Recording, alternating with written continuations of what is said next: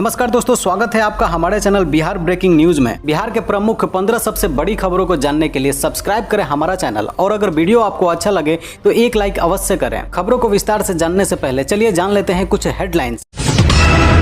महंगाई की तगड़ी मार, पटना में पेट्रोल और डीजल ने बनाया नया रिकॉर्ड, एक माह के अंदर 16 बार बढ़े दाम। बक्सर के ग्रामीण बैंक में घोटाला, ग्राहकों के खाते से गायब हुए लाखों रुपए, जाने पूरा मामला। भागलपुर से रांची, दुमका, देवघर आना जाना होगा आसान, हंसडीहा मार्ग होगा 4 लेन।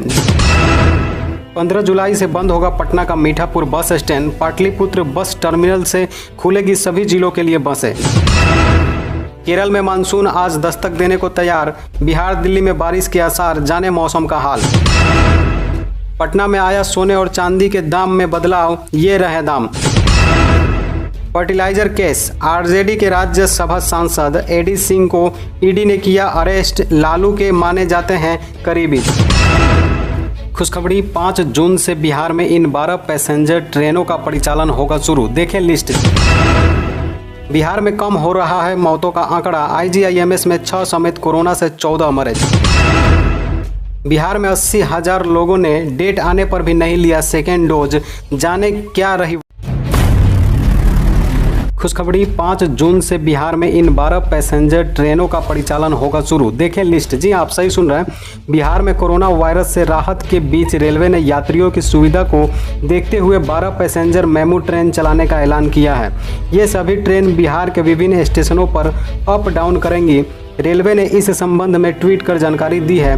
कोरोना वायरस के बढ़ते संक्रमण के बाद इन ट्रेनों का परिचालन बंद कर दिया गया था। 15 जुलाई से बंद होगा पटना का Mithapur bus stand, Pataliputra bus terminal से खुलेगी सभी जिलों के लिए बसें। जी आप सही सुन रहे हैं, 15 जुलाई से मीठापुर बस स्टैंड को बैरिया के पाटलिपुत्र बस टर्मिनल में पूरी तरह से शिफ्ट कर दिया जाएगा। इस दिन से यहीं से सभी बसों का परिचालन होगा। इसके पहले 15 जून से नालंदा, नवादा, शेखपुरा व जमुई के लिए बसें मीठापुर बस स्टैंड के बजाय पाटलिपुत्र बस टर्मिनल से खुलेंगी। बिहार में कम हो रहा है मौतों का आंकड़ा, आईजीआईएमएस में 6 समेत कोरोना से 14 मरे। जी आप सही सुन रहे हैं, कोरोना संक्रमण से हो रही मौतों का सिलसिला थम नहीं रहा। बुधवार को कोरोना से 14 मरीजों की मौत हो गई।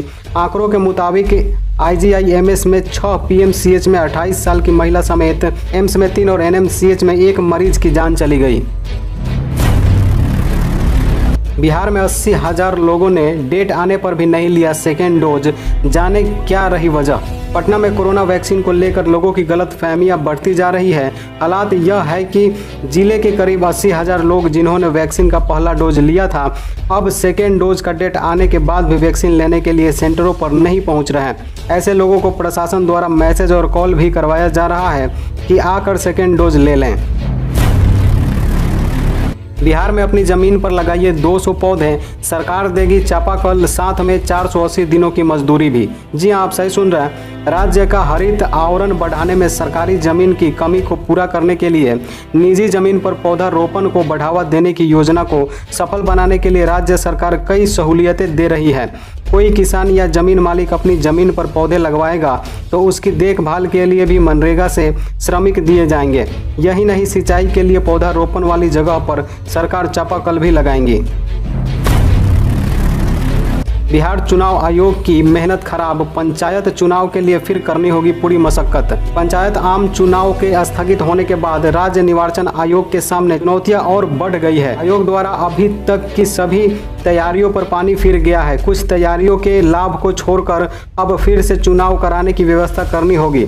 आयोग के सामने सबसे बड़ी समस्या होगी कि वह नए सिरे से मतदाता सूची की तैयारी करें। जमुई में नाबालिग को अगवा कर पहले धर्मांतरण करवाया, फिर रचाई जबरन शादी। जी आप सही सुन रहे हैं, जमुई में चंद्रदीप थाना क्षेत्र के दीननगर गांव में कुछ युवकों ने दलित समुदाय की लड़की को अगवा कर लिया और धर्मांतरण करवाने के बाद उससे जबरन शादी कर ली। घटना को लेकर क्षेत्र में तनाव का माहौल व्याप्त है। इस संबंध में पीड़ित परिजनों ने चंद्रदीप थाना को आवेदन दिया है।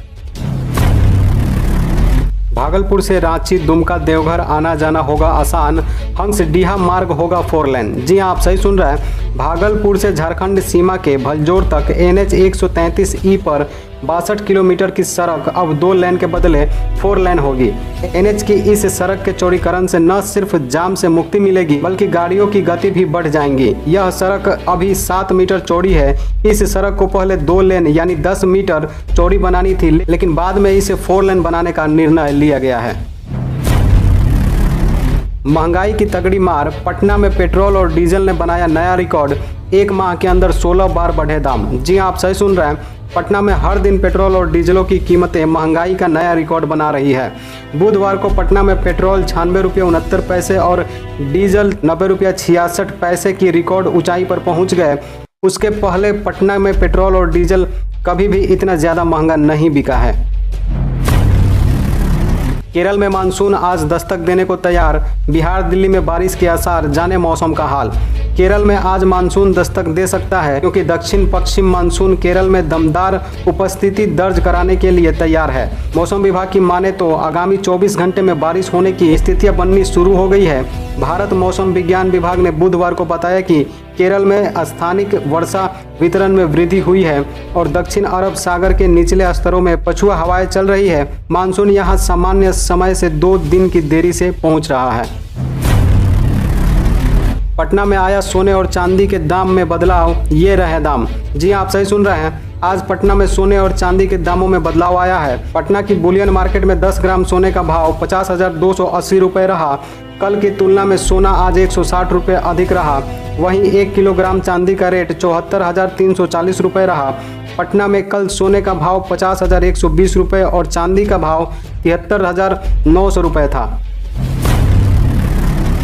बक्सर के ग्रामीण बैंक में घोटाला, ग्राहकों के खाते से गायब हुए लाखों रुपए, जाने पूरा मामला।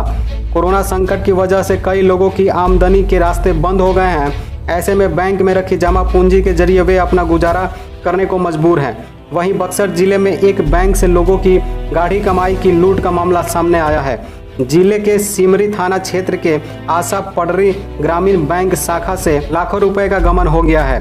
लोगों का कहना है कि बैंक बंद करो, हमें इंसाफ चाहिए। फर्टिलाइजर केस, आरजेडी के राज्यसभा सांसद एडी सिंह को ईडी ने किया अरेस्ट। लालू के माने जाते हैं करीबी। जी आप सही सुन रहे हैं, फर्टिलाइजर केस की जांच कर रहे प्रवर्तन निदेशालय ने आरजेडी के राज्यसभा सांसद एडी सिंह को गिरफ्तार कर लिया है। ईडी की टीम ने बुधवार को रात उन्हें गिरफ्तार किया है। डिफेंस कॉलोनी स्थित उनके घर पर काफी देर तक तलाशी के बाद ईडी ने यह कार्रवाई की है। बीते साल मार्च में ही आरजेडी ने उन्हें राज्यसभा भेजा था। उस वक्त आरजेडी में भी उनके नाम से बहुत ज्यादा लोग वाकिफ नहीं थे। खुद पार्टी के नेताओं ने ही उन्हें उच्च सदन भेजे जाने पर हैरानी जताई थी।